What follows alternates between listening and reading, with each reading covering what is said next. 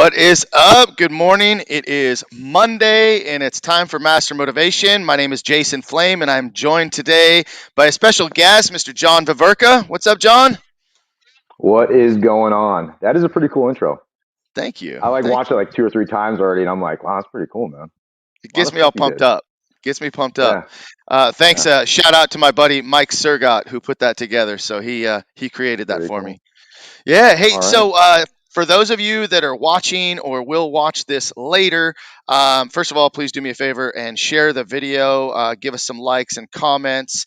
But as you're watching this video, you may be wondering, how did this get started? What is this whole podcast all about?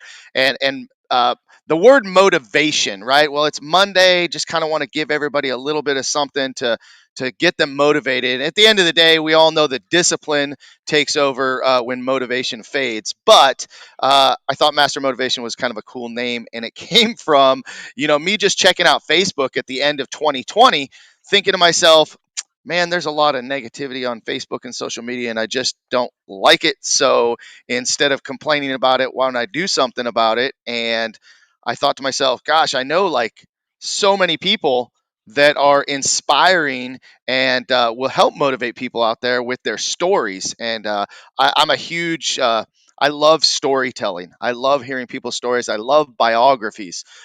So I thought, man, I'll share my friends with the people on social media, and hopefully you guys get something out of this. So, John and I met through training at Chatsworth Karate with Mr. Marc Cox.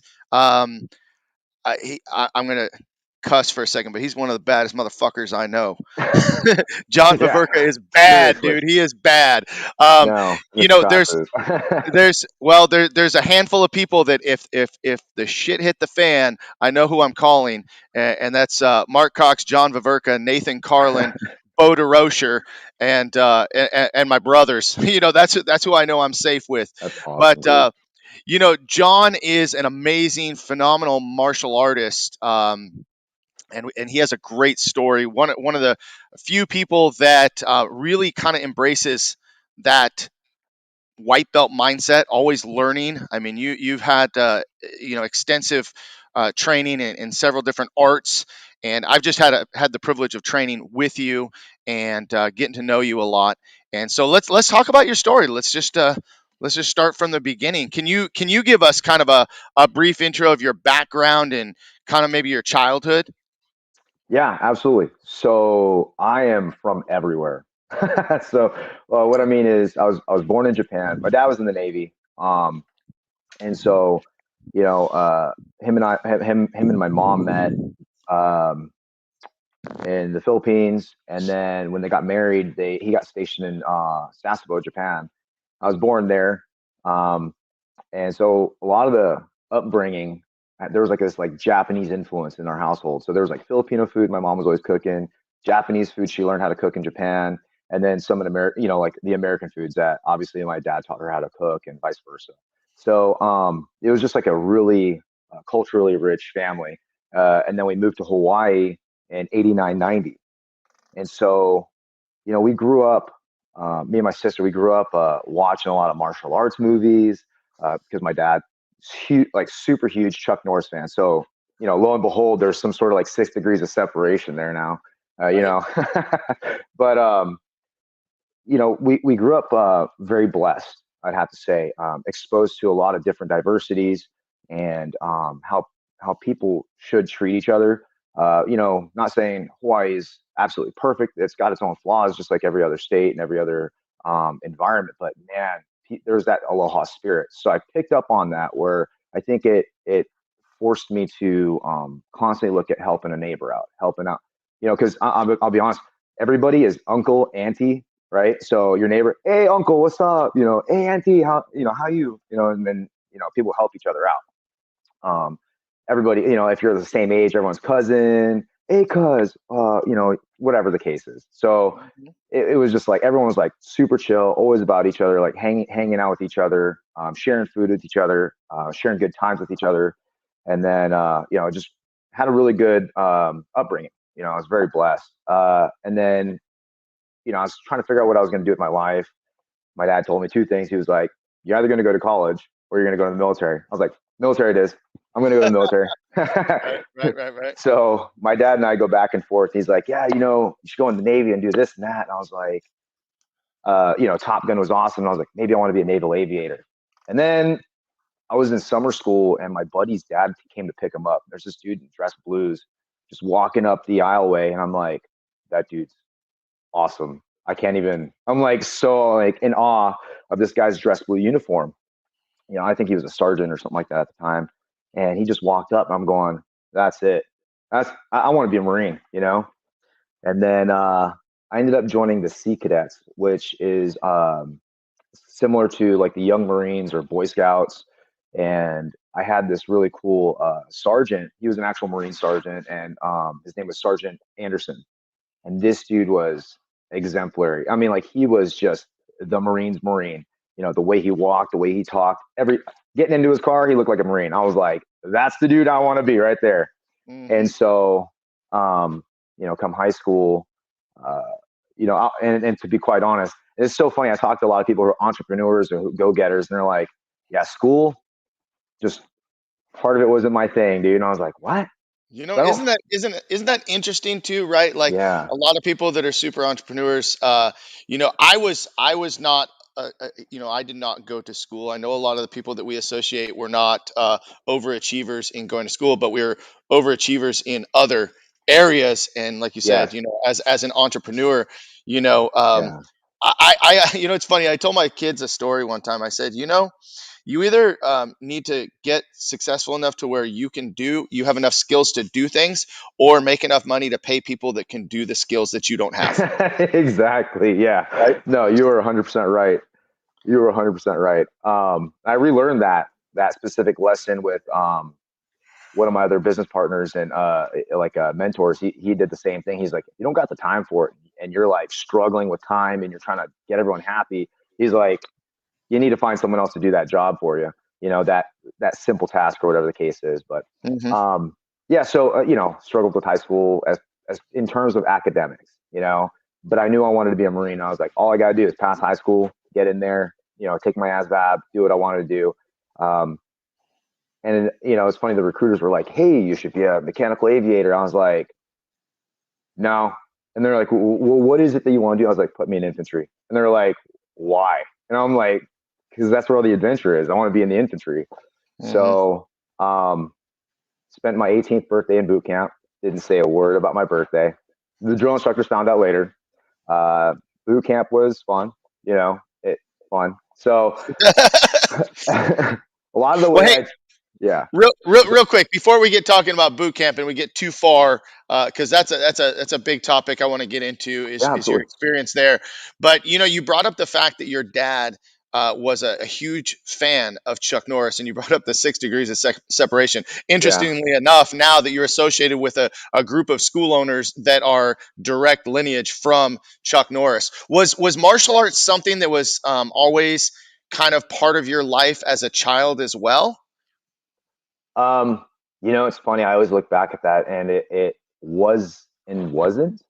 My dad did. I think it was like some style of Okinawan Kempo when he was spending some time in Japan with a man named Matsuyuki. I don't know what his last name is. But he's like this funniest guy. I met him once. He came to the Mhm. house. Like he spent like 2-3 weeks with us in Hawaii. He's taking a vacation. He owns a bar in Japan, and it was like right outside the base in Yokosuka, and that's how my dad and him met. And he was like, "Oh, do you want to train?" My dad's like, "Yeah, I want to train." And so he's like, "Okay, meet me here at this area." And they met at the bottom of this mountain. He goes, "Okay, no water, no nothing." My dad just spent like he was having a good old time being a sailor the night before, and then he shows up not knowing what he's getting himself into. And Matsuyuki had him like hike all the way up this mountain, and then get to like this like temple. And he's like, "Okay, now we start training." And my dad's like, "This was the worst mistake ever," but he loved it. He fell in love with martial arts. Um, and growing up in the house, he would show me one thing or two things, how to like deceive and how to like trap people's feet. He'd always catch me in the hallway where we're walking by, and he'll step on my foot and he'll just load up, and I'm just like, "Oh no." And I'm like, I'm going to come back in that punch. So we would do things like that. But I really wanted to, I mean, we lived close to a Taekwondo studio. We lived um, near some Brazilian Jiu Jitsu places growing up. But, I tried to go into Taekwondo when I was a kid, but my parents were like, you don't have the grades for it. You know what I mean? And looking back at it as an instructor, I'm like, geez, if my parents would have put me in that, I might have turned into like an academic That's genius. that's exactly what you needed, right? You needed Yeah, martial arts then. yeah, absolutely. And it's so funny because it's like, I know in our manuals, it's like, you don't got good grades, you're not testing, et cetera, et cetera. And I'm like, man, that might have forced me. But, I look back at it, and as much as I'd love for it to be in my life as a child, for me personally, um, I'm a Christian man. So it's like, God had other intentions for me in his Hmm. plan. So I'm like, cool. Like, maybe I missed out on some stuff as a child, but man, I'm sure for sure not missing on it now. So I'm very like happy you about it. So you really cool double place. and tripled up, double and tripled up. Yeah, Hey, real so quick, amazing. shout out to Dane Evans. He's been looking forward to this, so I'm glad he's watching here today. Dane, feel free to drop any questions. John and I are just chatting a little bit, so drop any questions, Yeah. guys. So you talked about growing up in Hawaii. Did you? How long did you live in Hawaii? So 89, 90 to 2000, or yeah, 2002. Okay. In 2002 September, I got shipped over here to MCRD San Diego, and that's where I went to do So, I mean, that's a significant part of your life that you lived in camp. Hawaii. Oh yeah. You know, stories that I've heard from other people that have grown up in Hawaii. I love one of the things that I do love about you is you do have that laid back personality, kind of chill, kind of like, everything kind of seems to roll off you a bit. When you were in Hawaii, did you have any challenges? You were already kind of a local, but I mean, like, you're a white kid. And so, did you ever have some physical altercations? Did you witness that? Because I've heard that Hawaii is a pretty tough area to grow up. I've had a couple guests that have talked about that. What was your experience? Yeah. Yeah. So first off, where's my wife? Because she always tells me I'm too intense. So I appreciate the fact that you said I'm laid back. So we'll just start off with that. But um, as far as Hawaii goes, it was when you're a kid, like 6 years old. It really doesn't. It's so weird because it really doesn't matter. There's nobody really treats you too differently. Hmm. When you get to about middle school or high school, you do start seeing this transition of oh, Howley, blah, blah, blah. Because you're a military kid, you just hang out with the other military kids. You all live in the same area. You'd come out and, you walk to school or get on the bus.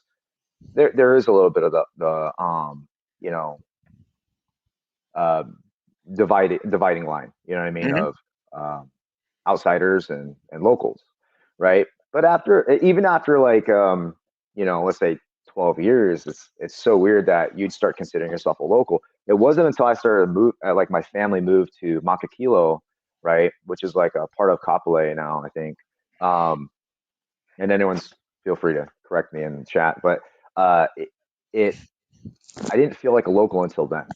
You know what I mean? Just because I was always in military housing, but after it's like, when do you consider yourself a local? So that was a kind of like weird thing, trying to like identify yourself as a teenager, as a human being, you know, Right. um, whether you're local or not. And my dad was still in the military at the time. So at any point in time, we could have, moved, Right. but we stayed there. And I think my dad and my mom were really like, um, they were trying to look at how to keep us in Hawaii until we finished high school. Because Hmm. eventually they did move. They moved about 2 years ago to Florida, right? My dad was just Good like, move. I want to retire. Yeah, he's Good like, I move. want to retire, Don't come retire. to California. Yeah. Oh, he asked me all the time. He's like, you could have opened a school in Florida, and I'm like, I know I could have, but I wouldn't have the people I have here, you know.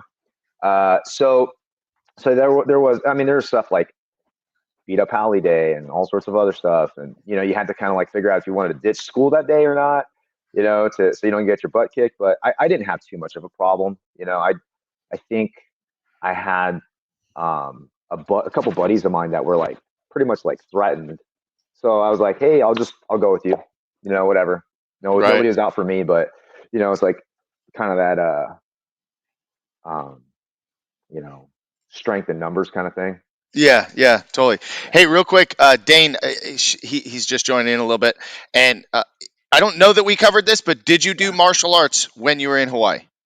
No, no, no. Did Again, not. not officially, but no. Right.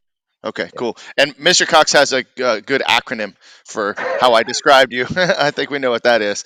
Um, Make that so, a so shirt. make that a shirt. There you go. Yeah. Always make shirts out of everything. So yeah, so strength in numbers, and so you didn't really have a lot of that in Hawaii for you. You just didn't really face a lot of overwhelming adversity.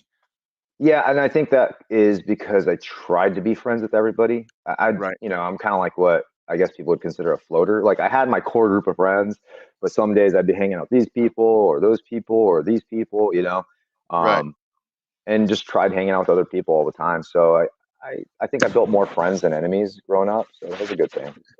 Well, and again, like your wife says, you're pretty intense, and trust me, when you're training, I know that intensity level. I've seen it. But I mean, for the most part, like you kind of walk in and I mean, by appearance, you have a pretty tough look, but for the most part your body language is pretty chill, pretty relaxed. You just kind of walk in, say hi to everybody, so I could see how, if that's how you grew up, how you probably didn't ruffle too many feathers, or get yourself Yeah. in too much trouble. But you started talking about, let's get back to it. You started talking about going to boot camp, spent your 18th birthday in boot camp. What was your experience, what was your experience in boot camp? Well, survive. Like you're trying to be a wallflower, but you don't want to take away from your experience. You know what I mean? There's always that weird, I don't want to fail.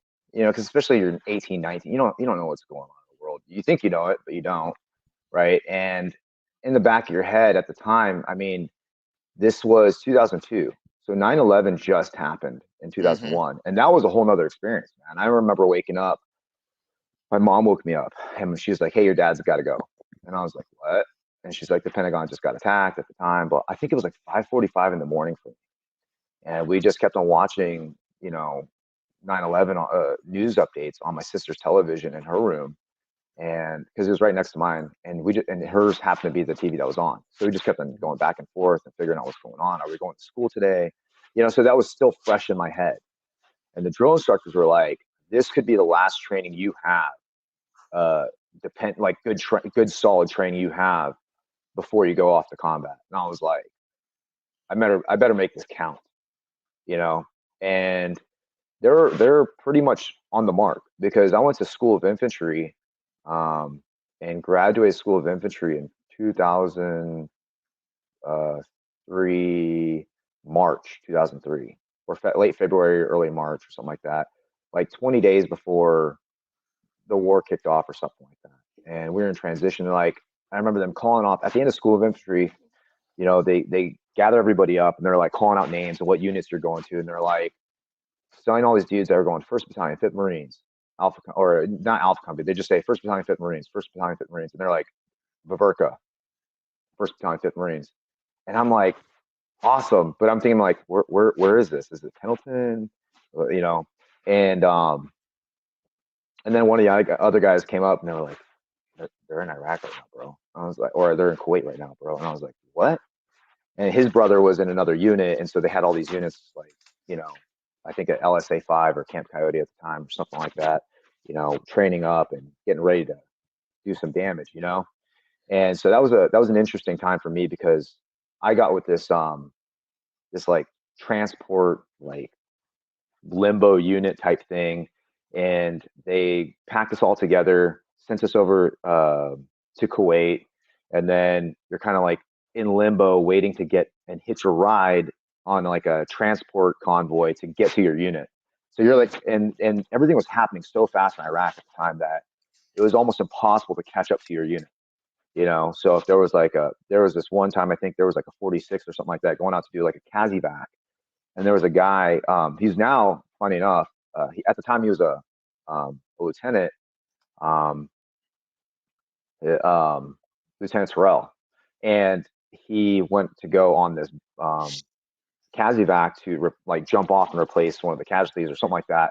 And they were like, "Oh, get Veverka ready because he might end up on the same thing because they're all in the same unit. Him, me, this other guy, Telez, and some other guy, Thornburg." And they were getting ready to like pack us all together. And they're like, "Nah, LT gets more, priority, so he's going. Don't worry about everything else. Leave these guys here." And we're like, "Okay, no problem." Now this guy is now the battalion commander of First Battalion, Fifth Marines. Funny enough, now this is really cool. Yeah, So so let me get this straight. So you had just graduated from infantry training and yeah, you're sent off to war. yeah, I mean, within weeks. yeah, pretty much. I mean, like what? So what's going on in your head as this is all happening? Like you are super excited to get in there and do what you're supposed to do, right? But fresh out of infantry school, you think like, hey, this might be enough, right? Man, you don't know what you don't know. Right. And so, we'll fast forward just a little bit. When I came back with the unit and we did a workup, I was like, dude, I know crap, except for like good, the infantry knowledge. But I was like, man, there's all these tidbits and tricks and squad operating procedures, that these guys who've been in combat picked up, right? And so I'm like, not, I'm just trying to keep up with these guys who are just awesome. Hmm. They like my mentor when I came in. I came in under the wing of this guy named uh, uh, uh, Jaime, right? And he was just this goofy dude, and he's a police officer now in Nevada, so in Las Vegas, right? But he was just like this goofy dude. But I mean, the funniest stuff happened with him all the time. But when it got down to fighting, he was a warrior. You know what I mean? And most Marines are like that. They're like just goofy dudes, right? Like just you're like, how'd you even get in here, dude? Like, how'd you even become a Marine, right? And I'm asking myself, people are probably looking at me the same way, like, how'd this dude get in here? And that's how it is. But everyone just comes together and it's just like, it's time to go to work, you know? Right. Right. Right. Yeah. Dean asked. Yeah. Yeah, 4 years. 4 years. Yeah, 4 years. Um, yeah, I just did 4 years, but it was a back to back. There was a lot that went into my 4 years. More than what most people see, and even sometimes they're 12 or 16 years or whatever, 18 years, of Hmm. service. And yeah, it was. Let's see, 2002 got in 2003. I was a combat replacement, by the way. So I was a combat replacement for a gentleman who um, got hit in the head with an RPG and lived. The thing didn't detonate. Yeah. And Wow. so in my head, you're saying like, "Well, what are you thinking?" I'm like, I got some big shoes to fill with these dudes." I'm like, that thing didn't even kill that guy. I'm like, holy crap. Yeah. So I ended up as a combat replacement. So I didn't see and engage in any action. The only thing I saw when I first got there was we were doing some sort of humanitarian mission. I mean, it was like something straight out of a movie. I feel like a lot of times my military service was something straight out of a movie because I got there to my unit. The sergeant major's like, "Can you swim?" I'm like, "Yes, sergeant major." And he goes, okay, Alpha Company, Bow Company, right? They're like, who's good at swimming? Who likes heights? Who likes this and that? So they start putting you into companies, right? So I got all my gear. I went to my company. Um, I met up with my staff sergeant at the time, who's Staff Sergeant Kinzer, who ended up becoming like this awesome sergeant major. I mean, this dude is bad A. I mean, Mr. Cox is bad A, but this dude is like, when I got there, all I heard was like stories of this dude like clearing rooms by himself with a cigarette in his mouth, and Hmm. M16 kicking doors. He's like, "Room clear," and leaves. And you're like, you got to have a big set of cojones to do that. Oh yeah. But I got to my unit and I'm laying on the ground and I'm sleeping, right? And I hear all this like gunfire going off at night, RPGs. I hear rockets, but it's the rockets from the drones. Like they're launching the drones into the air at night to kind of keep the compound secure. Hmm. And I woke up to someone poking me with a stick. And I'm like, what? And they're like poking me with the stick. And it's like kind of like the sun's out a little bit. And there's like a bunch of Marines over the top of me. And they're like, "Can we keep them?" And I'm like, "What?" And they're like, "What's your name, Boot?" And I'm like, Veverka. And I couldn't see rank or anything like that. They're like, "Okay." They're like just poking me like I'm some sort of creature. And they're like, "Hey, can we keep them?" I'm like, "What the hell's going on?" So they get me up, and it was just a bizarre, transition from, hey, you're a Marine, but now you're like the lowest of Marines. Welcome, boot. So all the worst details, latrine. Those movies, those Vietnam movies, you see dudes like stirring the crap pots. Yeah, that was me, dude. So I was stirring like like uh like drums, like half cut fuel drums, and like Yeah. you got pour diesel in there and stir this like pot full of, you know, and you're just like, dude, this sucks. It sucked so bad. Yeah. But it was a good learning experience because there was a guy named Sergio Hernandez, and this dude never complained. You tell him to do something, he just did. They called him Super Boot. In fact, now um, he was actually the Marine that held the wreath for, I want to say, George Bush Sr. Hmm. At the funeral. And I was like, dude, I was like, that dude's still rocking. Like, it's kind of cool. You get to see all these Marines do things that you're just like, you're really proud of them, but you're like proud that you got to serve next to them. Right. Right. Yeah. Totally. Totally. So Dane's got another question for you. Thanks, Dane, for chiming in on the conversation. So he's saying, how much Okay. of your training So experience in the Marines carries over into your martial arts training, and how much of it is used in your being an instructor today? everything.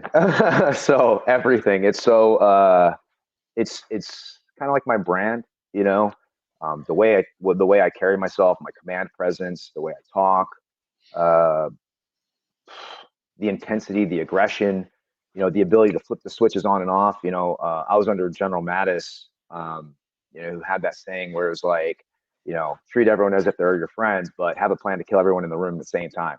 You know what I mean? So a lot of it is it carries through my presentation, how I carry myself as an instructor.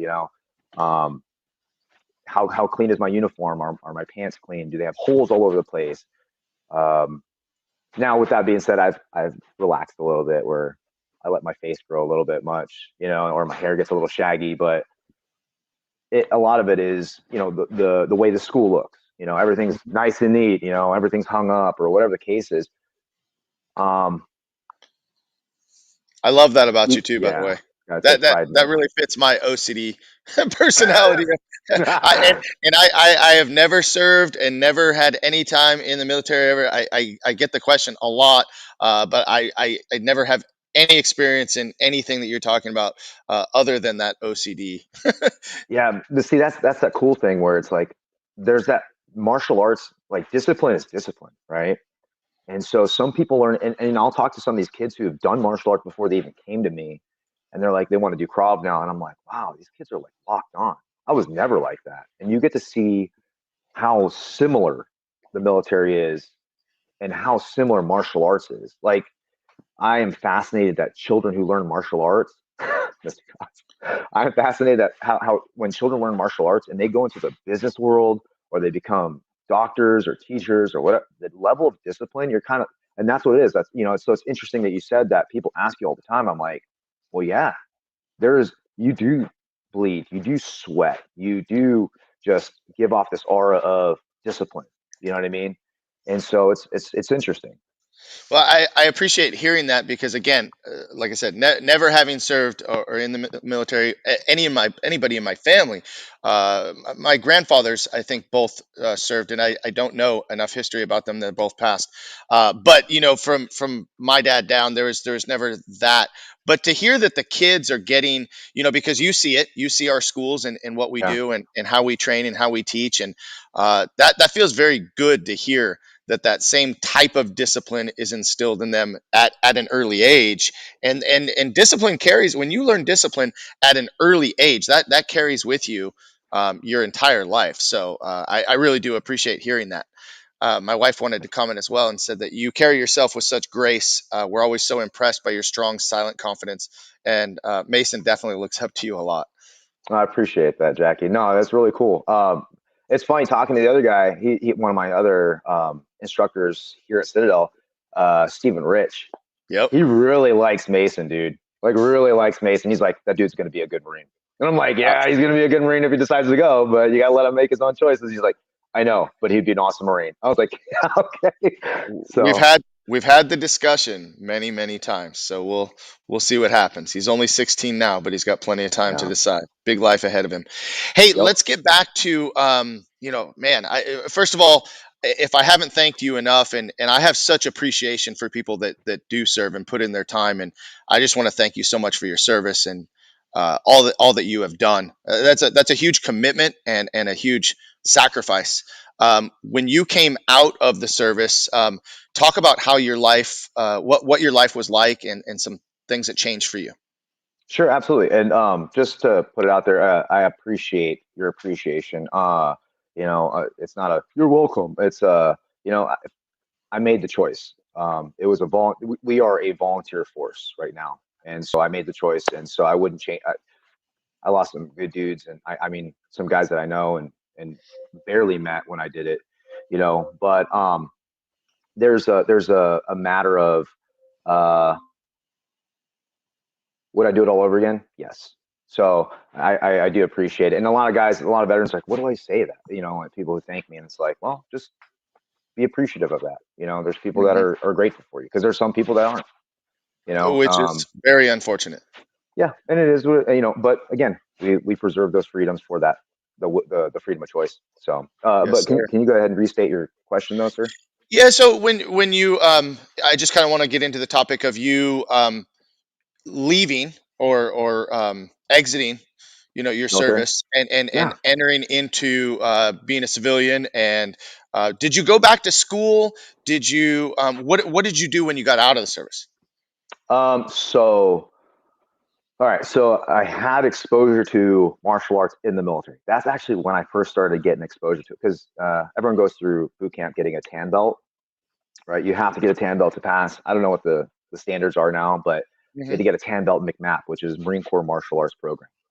Um, Personally, it's enough to get your butt kicked in a bar fight. It's like getting your yellow belt. You know what I mean? Like, go get someone come after me. Whatever. But I got to learn a little bit of American kickboxing on the way out.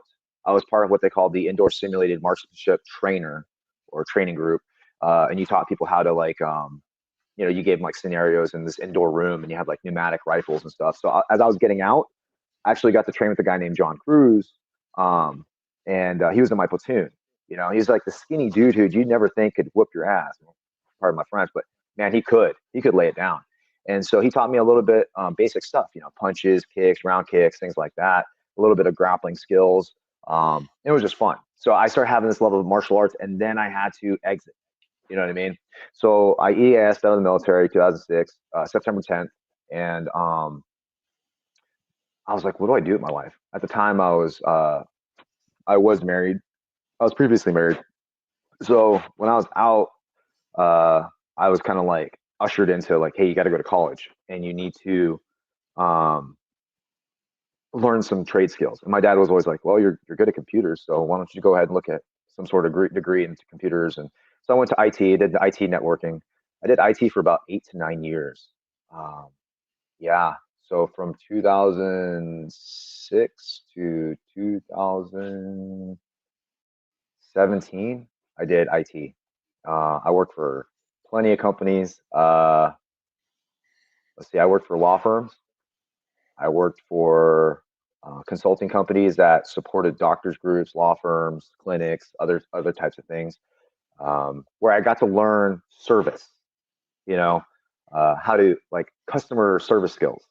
Hmm. How to approach people who are severely angry, and you're like, how do I diffuse this and not get fired at the same time? So a lot of the Right. a lot of the customer service skills that I get to utilize today I learned from being file clerk, IT guy. The IT guy for sure, like 100%. You get a call and the guy's like, "Oh," you're like, "Okay, sir, you can keep yelling at me, but I can't solve your problem if you continue to yell at me. So if we could just calm down just a little bit." I didn't say calm down, but I was like, if we can just focus Slow on the down. problem. Yeah, Slow slow down. down. Yeah. Slow down. Well, I think at the time I said, if we can focus on the problem to solve it, then I could be out of your hair in 5 minutes. And then he's like, all right, fine, just call me back 5. Hey, hang up, and I'm like, all right, cool. And then you get to do your work. But a lot of times it helps, kind of like that verbal judo aspect. And then it bleeds into the martial arts aspect. It's like, Right. how do I get this guy to slow down, calm down, relax, without having to get in a scuffle? Right. Um, so yeah, I did that for about 9 years. I hated it. It wasn't in my heart. I thought, just because you're good at something, I learned just because you're good at something doesn't mean it's your passion or your love. Right. So, one day I was a blue belt under Chris Crouch at the time, and we were doing Krav, and I was one of his lead instructors, I think. And I had such a rough day at work. And I came up to him and I said, "This is what I want to do with the rest of my life." And he's like, "I've been waiting for you to say that." So, all right, this is where we're going to start. This is what we're going to do. We're going to start molding it. And so that's what he did. He started training me to understand a little bit of the business side of it, how to like sign people up, how to do contracts, things like that. And that's where I got to learn how to do a lot like the member solution stuff, Hmm. and it was fun. And then uh, eventually in 2018, 2019, 2018, I got my LLC stuff started, you know? And so at that time, I was listening to people like Gary Vaynerchuk, Andy Frisella, all these other dudes that were like, business moguls. And Gary Vaynerchuk said it one day where he goes, keep doing your job until you're absolutely sick of it. I mean, you wake up and you feel like vomiting. That's when you need to make the jump. And I felt that way one day. And I was going to work, and all the people I worked with were super cool. It was just the line of work, kind of just dreaded going to work. But then I felt nauseous one day, and I said, I got to go. I got to make this move. I got to do this now. And so I just kicked everything into high gear, LLC, all sorts of stuff. My wife is super awesome. My current wife, my forever wife now. So super awesome. Just behind me all the way through, and um, it was rough, dude, getting everything started. And she was just like, "What are we waiting for? Let's go." And I'll tell you how Hmm. cool she was. That was my second attempt. So this was my second attempt. My first attempt, I got a little lazy and complacent, and I was like waiting for stuff to happen and pretty much just waiting for someone to hold my hand through the whole process. So the second attempt, I was like, "You have to do it. You have to motivate yourself. You have to have the discipline." So I listen to these guys day in, day out, and it's kind of like the idea of surround yourself with people that you'd like to be you'd like to borrow from or take from, so you can exude the same stuff, right? And so that's what I started doing. Was I just started listening to all sorts of stuff where anything else like Netflixing is like, because it's like, hey, it's 8 p.m. at night, you could be chilling and Netflixing, but what would you rather do? And I'm like, all right, get the TV out of here. Like, once my TV died, we never got another TV for like a while. Like this TV right here is probably like the first purchase of a TV I've made in 2 3 years, right? I started laughing about it. I'm like, wow, like I actually bought a TV. I mean, I love Netflix. I watch Netflix sometimes, or well, now it's like a lot of flow grappling, but it's just it is, it's my study time too. Right. But yeah, so it's just interesting, getting all these uh, motivating people in your life. And Andy Frisella said it once, where he's like, you don't need to have someone physically be there to be your mentor. And I don't mean phone calls or anything like that, but he said, who do you listen to? Who do you Hmm. read? What are these things? Because those people can be your mentor. You don't have to Right. know them personally. And I was like, Right. oh, okay. So I just started listening to everybody. David Yep. Goggins, Gary Vaynerchuk, all these guys. Love it. Love it. Yeah. No, you brought up a couple really, really good points that I think that people can, just zero in on a little bit more. Is that you talked about you were good at the job that you were doing.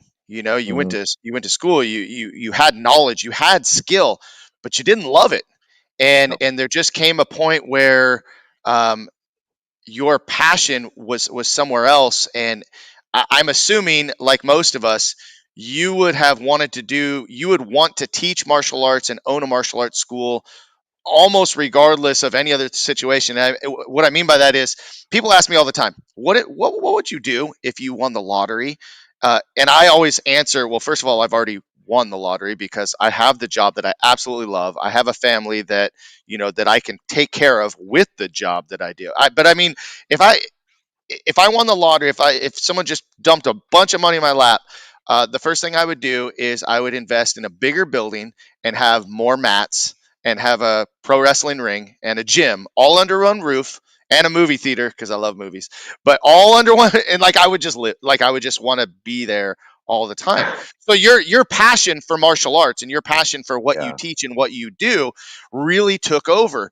I find it interesting that what the quote was, do what you're doing until you absolutely you Get want to sick of throw it. up. Yeah, Yeah. like I don't know if I've ever been in a position to get that far to something. I'm trying to think. I did martial arts business consulting for a little while, and I think I Yeah. did get to a point where I loved it, but it wasn't like my true passion. I just had other areas that I wanted to go to. But you made the decision. So did you just quit that job and go right into teaching martial arts? Like, what was the transition for you? Because that was a career, that was something Yeah. that was pretty stable, and you just dropped it. Yeah. So for about a year, I was hustling both sides of the fence. Like I was like going to work in the morning, leave the job at about 5. And I had a pretty cool boss at the time, Tom Macbeth. He was pretty cool, dude. He helped me shift my schedule a little earlier. So I worked from like 8 to 5 or something like that. It's supposed to be like 9 to 6. So 8 to 5. Sometimes I'd be like, hey, there's really bad traffic. Can I leave at 4:45? He's like, yeah, go ahead. And I'll book it. And I'm like driving all the way up to Santa Clarita from Woodland Hills. I'm like, oh my God, am I going to make it to my 6 o'clock or 7 o'clock class? I get there like 30 minutes prior, mop the mats, do all this other stuff and just hustle until like 8 p.m. at that time. Um, with the schedule now, there's no way I would have been able to pull it off. But luckily at the time, I was just like, you're going to do whatever it takes to make this work, you know? And I'd get home super late. I'd get home at like 9 or 10 p.m. And, Gisella would be really awesome. Gisella's my wife, and she'd be like cooking or have stuff ready or whatever the case is. And I come home, spend like whatever I could with her, and then just pass out. And I'd get up and do it all over again because Hmm. I loved it. I'd be like playing whatever music, whatever podcast to keep me motivated, because it's a mental battle. It's a super mental battle. And yeah, it was just something else. But Yeah. speaking of mental battles, though, to kind of merge the two together, the reason why I threw myself into the martial arts training was, um, I mean, it took like a small instance, an incident to that got me started in Krav Maga. But once I was in Krav Maga, uh, I was going through PTSD battles. I was going through, like again, like the job sucked, so I had that going for me. I was going through a divorce at the time, and this was 2012.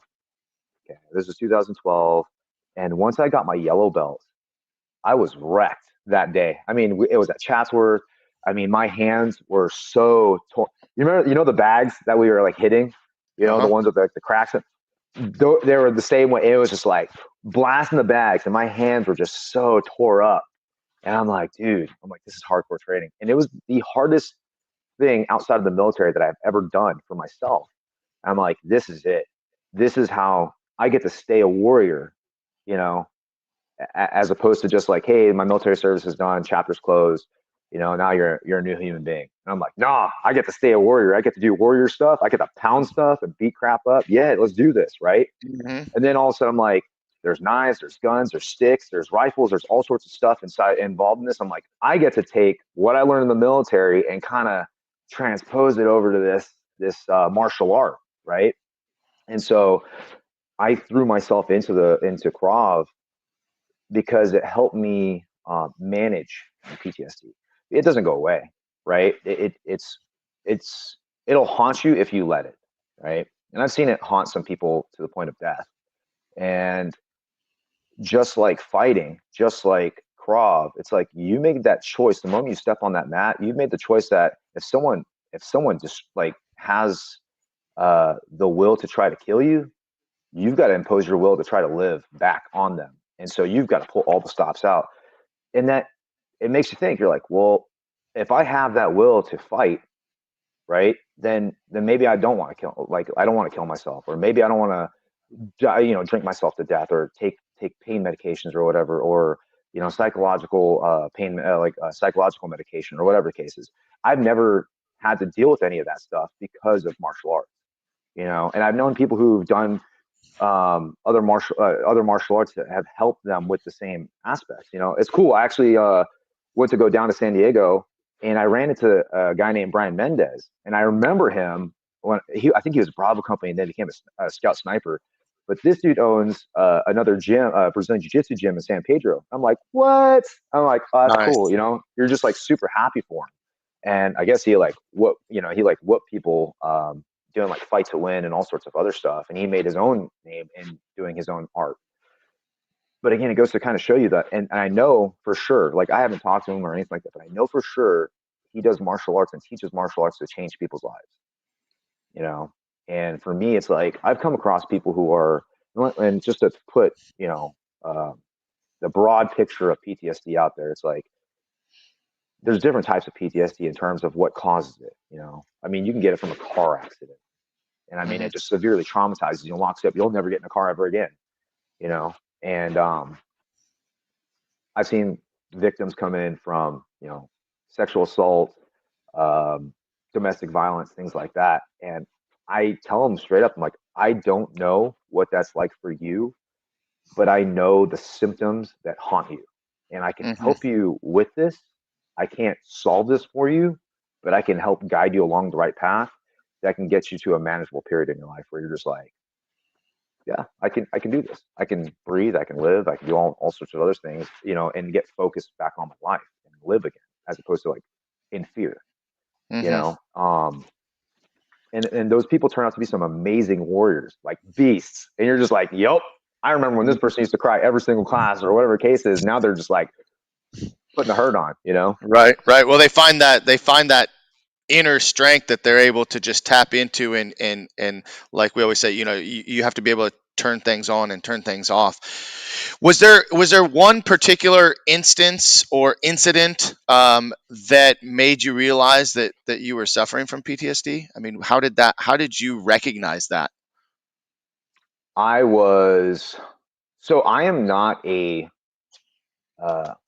it was funny. I looked for an escape, one day I'm working and I got involved. And look, I am everyone who doesn't know me will be surprised, but people who do know me, I'm like a super like geek when it comes to like video games, anime, all sorts of other stuff, right? People don't even know. They're like, "What?"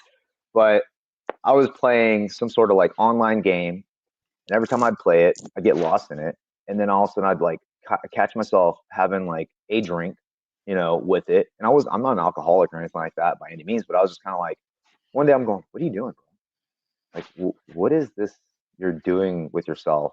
You're doing nothing. You're literally checking the box. You're going to work. You're coming home. You're doing this. You're doing that. You go to sleep. Done. And nowhere have you ever progressed in your life." And I was like, I got to do something. But I didn't actively seek it out. It wasn't until I got in like an altercation with a gentleman. I was coming off a train. I was leaving work. I came off the train. I was at the Fillmore station in Pasadena. And I got in a physical altercation where I got to throw like a couple strikes at this guy. He fell on his butt. And I ended up helping this girl to the hospital. And after that guy was like looking for me, I was kind of like, that's how I got started in martial arts. You know what I mean? And that's kind of what replaced the escape and turned it into a management. Because Mm, every time I left the class, I felt clean. Mentally, right, physically, I was drained, dead, right, but I right. felt clean. Like I felt empty, in a good way, and I got to go home and like feel good about myself. I used to work out like a crazy, like a madman, but I didn't get the same feeling. I was like, yeah, I got my pump on, I got my workout in, great, awesome, checking the box.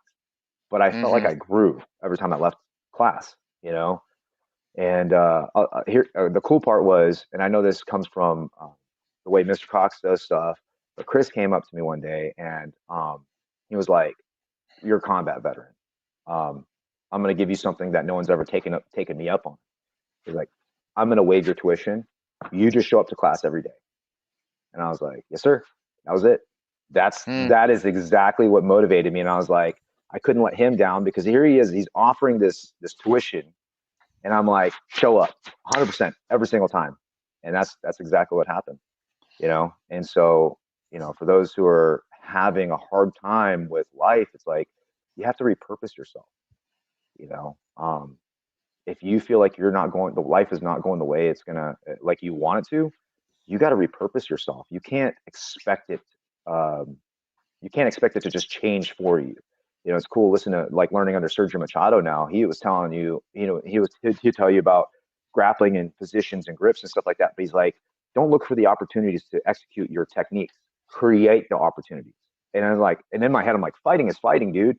Whether I'm fighting standing on the ground, whatever the case is, um, mental battles, you have to create the opportunities for yourself, you know? And I'm like, fighting is fighting, whether it's physical or mental or spiritual or whatever the case is, you have to create the opportunities for yourself, Hmm. um, and repurpose it. So that's for me. The way I've managed my PTSD is I've repurposed my life to help others through martial arts, you know, through God, through both martial arts and God, you know, and that's where I think a lot of people might struggle. You know, they haven't repurposed themselves. You know, they Hmm. feel lost. You know, I remember my wife telling me at one point where she said she felt lost, and I was like, I know that feeling. It sucks, and I don't know how to tell people like, hey, this is how you get out of the rut, because everyone's journey and path, just like martial arts, is totally different. Right. You know, um, managing PTSD is definitely about repurposing yourself in your life, and I've seen dudes go out and become part of the solution where they like I got a buddy of mine, Magallanes. He became, I think he's a rep at the Marine Corps, the Marine Recon Foundation or something like that. But I mean, you see people like that. You know, Sergio Machado does RTLW, and you see these people going out of their way to help others. You Hmm. know, Hmm. and that's exactly it. You have to repurpose yourself to manage this stuff. Well, and here you are, owner and chief instructor at Citadel Martial Arts and Citadel Krav Maga, excuse me, and you are changing lives. I mean, you have repurposed yourself, and becoming an instructor and a school owner is just taking it to a whole new level because training helps transform you, and then you start learning to teach, and so you start relaying information. But being the owner, being the chief instructor, because you have other instructors under you, you not only have the ability to change others' lives, but you have the ability to change lives of people that will in turn also. So that broad spectrum, that umbrella of people that you're reaching is so much greater. Hmm. Talk about your experience, teaching Krav Maga and getting Citadel started, your instructor team that you're building now, because you're still a fairly new school in the last couple of years. So talk about that a little bit. Okay, sure, yeah. So I had a unique um, exposure to cool businessmen, you know, Marc Cox, yourself, you know, Chris Crouch. Um, Everyone's got their own little flavors on things, right? And it's like, uh, how do I want to grow my school, right? And in your head, everyone's like, I want to have the best school. I want to teach these people how to be warriors, hardened warriors. And that's how I started looking at it, going, okay, what did you do in the Marine Corps? You know, every time you got new guys, every time you brought them in, you wanted to have the best unit so that everyone came back home, right? And that's how I think here. It's like you're going to teach the best class so that way when everyone steps out that door and they come back in, you know, they're coming back in alive. They're coming back in unscathed, you know, and if they have the stories, then it was a avoidance or, hey, this worked. Thank you, you know, whatever the case is. And I'm like, you did it, not me. I showed you the way to the door. You opened the door, you know. And so uh, I mean, the business stuff aside, you know, I really try to look at it as a unit, you know, as a family, as much as I possibly can. Um, and the biggest thing I think I want to do as an instructor, as a school owner, is really carry on legacies. You know, a lot of times people want to make their they want to make their mark, right? And I think what happens is people make their mark and not forget, or kind of things get brushed under the rug or brushed aside where um, legacies are missed. You know, that's why I think Brazilian Jiu Jitsu or traditional martial arts have it right, where the lineage process, you Hmm. know who you came from, and this is where that came from. You know, and I think that's what we're doing here. You know, we're like you're a Marc Cox student. You know, I'm a Marc Cox student now, which was really cool. I got to earn my black belt number from Mr. Crouch, and then transition over and earn a second number under Hmm. Mr. Cox, right? Right. And so And now I'm I like, don't know if you know this, but I did the same thing. I trained with Mr. Chikawa and oh, got see, my that's black belt with cool. him. And as I started training with Mr. Cox, I said, well, I want to represent you in a way. I'd like to test with you as well. And I ended up testing for Yes. my second degree black belt. So I'm on the same page with you So on you that. totally know, yeah. And it's like, great, that legacy, yeah, it comes from Grandmaster Ichikawa, but or great Grandmaster Ichikawa, and it goes even further, right? Hmm. And so that's what I'm really trying to look at is passing that legacy on from Mr. Cox and Grandmaster is on, and I'm trying to like keep it going. That whoever I teach, keeps that legacy of this is what a warrior is, you know. Hmm. But now it's like really cool that not just Krav is here. Like I get to teach Dog Brother stuff now officially. I was promoted to instructor like a month or two ago, so now I get Hmm. to officially teach like Dog Brothers as a training group out here, and I got to give white tags out to some of my students. And they're like, "Whoa!" I'm like, "You know what the cool thing about this is, guys?" And they're like, "What's that?" And I'm like, "You guys are now martial artists. You're not just doing one; you're doing more than one." And they're like, Hmm. "Oh, that's kind of cool." And it's like official. Right, right. Well, Um, and you talked about putting your mark on something, and yeah, as important as that legacy continues to transcend, you get to add to that yes, legacy by adding your own flavor and your own style and your own yes, uniqueness. Because as you teach your students will remember you, and yes, and they hear stories. I've always been big with my kids about talking about grandma and grandpa, talking about where they're what they yeah, did, and I even take my kids back like once a year maybe. I go and I literally show them the house that I was born in, and I take them on a trip to all the different houses, just because like history is super important to me. But also, I want them to know that as they grow up, they're going to add their own traditions. They're going to add their own things right, for their yeah, family. And I think that that's what really makes the connection too with your right, students is that you've been able to now share something with them that came directly from you. You brought up the yep. fact that you've done several martial arts, Dog Brothers, Brazilian Jiu Jitsu, Krav Maga. What makes you so hungry to learn so much?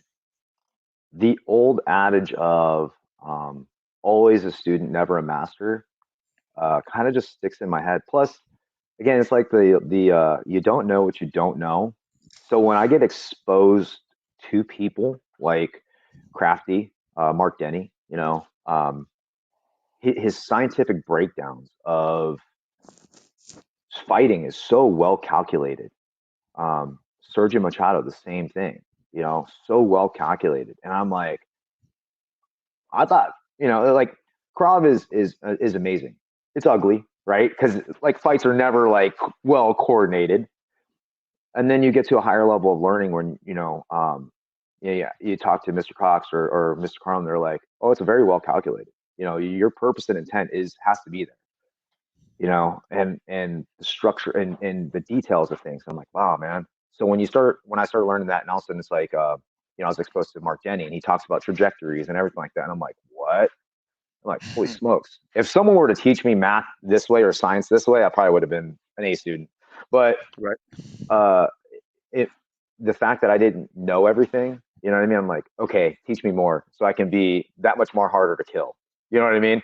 And so, Sergio is talking about all this other stuff, where to place grips or how to put pressure on, and then he's like, yeah, transverse pressure, and I'm like, I don't know anything about this. I thought I knew stuff about grappling enough to like handle myself, but as again, it goes back to what Mr. Cox says: who are you training for, right? And Chappie, um, Joe Bouchard, right? He tells you like, who are you training for, right? The worthy opponent. I don't want to fight some thug if like I don't want to have enough to fight the basic dude. If Right. I came up to myself and wanted to kill, like like a mirror image of myself had to fight me, I'm like, it's gonna be an exhausting day. So I got to learn something that's gonna give me a leverage over that person.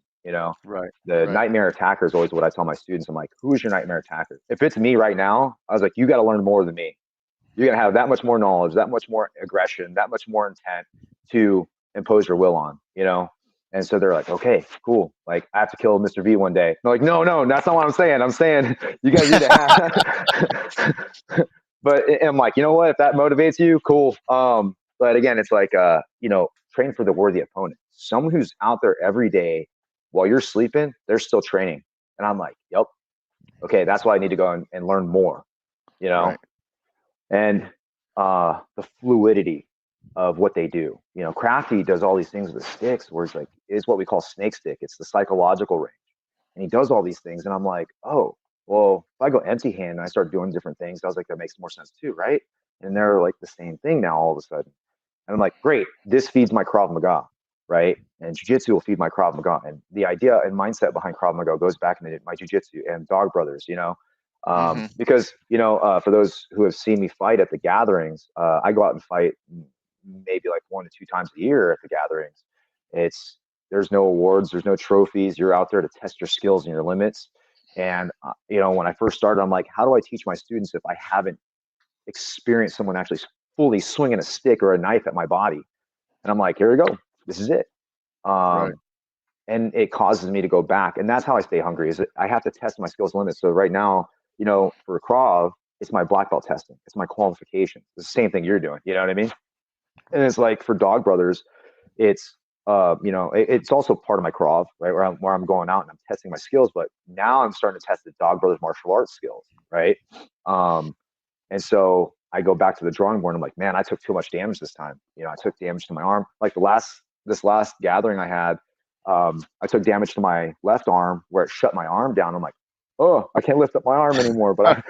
So I had one of my students. He was playing EMT that day, and I was like, what can you do for it? And he's like, he put ice on it. He packed ice on it. And I was like, I can't feel my right foot and, blah, blah, blah. And he's like, let's tape this up. Let's do this and that. And he's like, give it like 5 minutes and get back in there. I was like, done. I was like, yep, I can feel my arm a little bit. And it was enough to carry me through the rest of the fights. But again, it goes back to the drawing board. Like, why did I get hit there? Right. And Dog Brothers, we have something Crafty calls higher consciousness through harder contact. Right. What works and what doesn't work, or where's your holes in your game? And so now I'm doing the same thing with Brazilian Jiu Jitsu, where it's like I'm going to be competing for the first time. And where's my holes in my game? So me knowing that I am not perfect causes me to continue learning, Hmm. Hmm.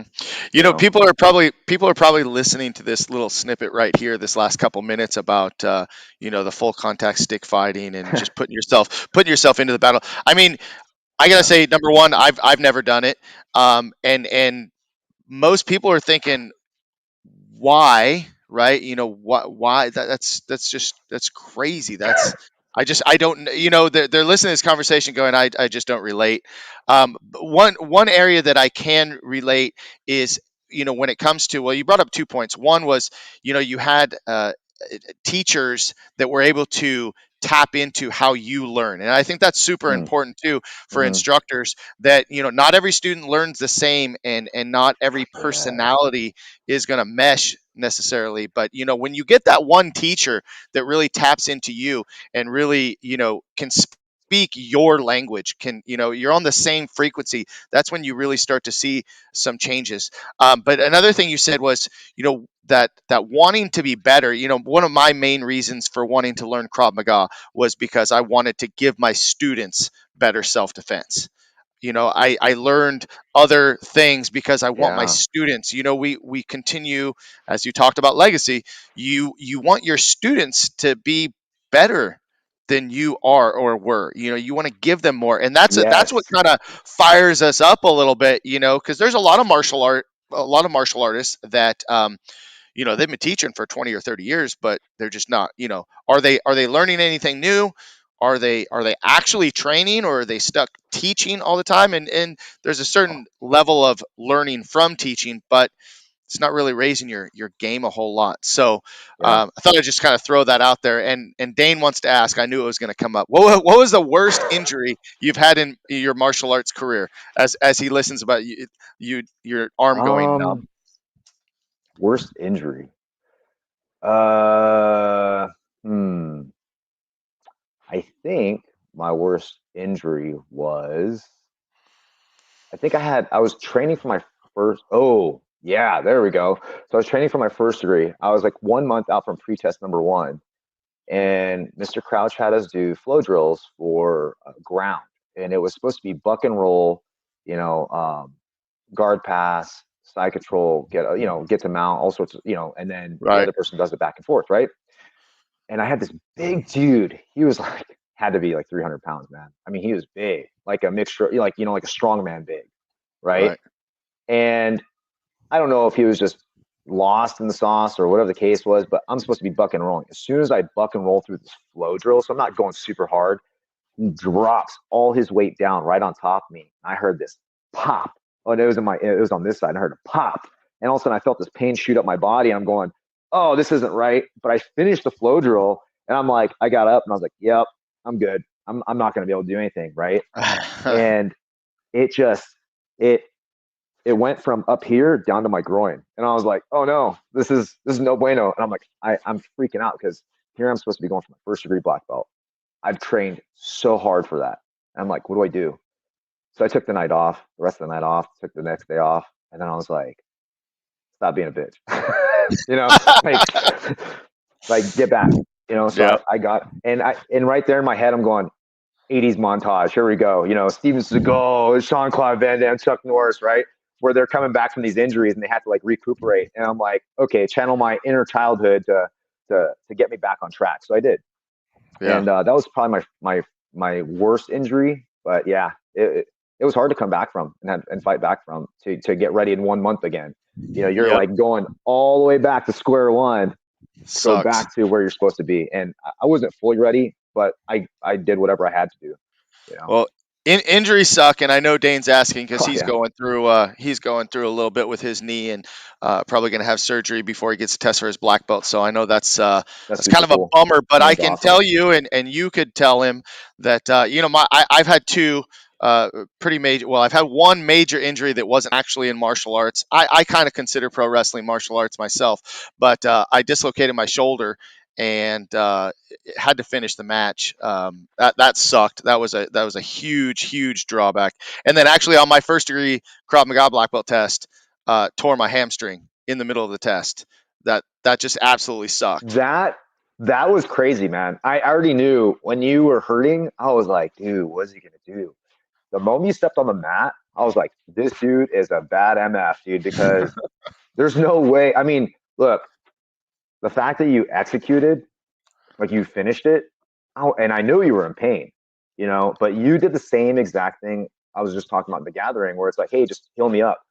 Right. Z came out there, that guy Z came out there, and he was like, zip, zip, zip, just bandaged you up enough for you to execute. Not only did you execute, I don't know anything about forms or staffs or anything like that in terms of knowledge, but I know I don't know if did you modify any of it so you can continue going it I, with it? I had to I had to I actually had partners that I was going to do stuff with, but yeah, Yeah, I did kind of modify it, but I kind of limped through it, got it done. I mean, but listen, that's I think and I'm not really wanting to talk about myself, right, but like right, we have this warrior mentality, right? And yes, I just want to tell Dane right now, I know he's got it, and I know he's going to work through this knee injury that he's got right now. mm-hmm. If you when you think long term, I mean, I look back at my injuries, as I'm sure you look back at your injuries, and it was a blip of time. It was an obstacle that got in your way. It was inconvenient. It pisses you off, but just remember this. I remember my injuries. The only thing that I thought to myself is, how fast can I heal and how fast can I get back to doing what I love to do? That's the Yes, bottom line, you know. yep, So Dane, you'll get back there. Stick with it, buddy. Uh, absolutely, man. John, we're a little bit over the hour mark, so I think No maybe worries. we'll just kind of cut it there. I told you it was going to be an easy, super Yeah, easy conversation for us. absolutely. What I want to do is, once again, just remind you, why I had you on the show. I just think that you have so much to offer in a lot of different aspects. I know that you're a spiritual man. I know that you are a hard training dude.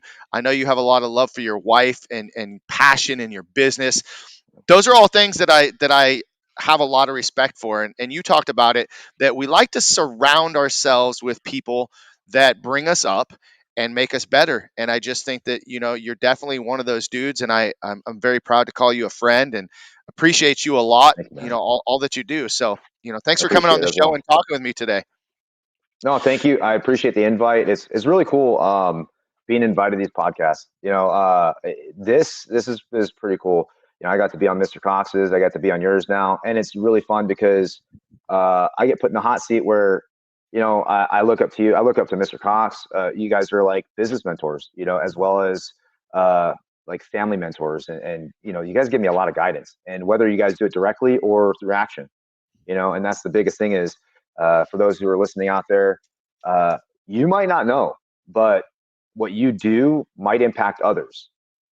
If we're looking at this in a positive role and a positive light and to leave on a positive note, uh, do what you do so that no one has to lie at your funeral. Keep doing the good stuff, right? And just be a positive force in other people's lives. Yeah, well, I appreciate that. I think that's spot on, and keep doing what you do because it is inspiring. It's inspiring to a lot of us and our students. As you can see, Dane's one of my students, but he Yeah, looks up to you in that's cool. very few interactions. That's the kind of impact that you have on people. So keep it up and keep going strong. Wishing you all the best. Hey All right, you guys, too, sir. next week we got Hell Kid J.R. Roberts coming on. It's going to be a fun one. It's going to be an interesting podcast, and we got a couple more guests. I'm going to keep this going for the rest of the year, and looking like I'm going to move into 2022 and continue this on Mondays. So stay Awesome. tuned. Check out some of the past videos. Once again, John, thank you so much for your time, and wishing you all the best. You too, sir. Thank you so much. All right, guys. So go out there and make it a great week. We'll see you next Monday.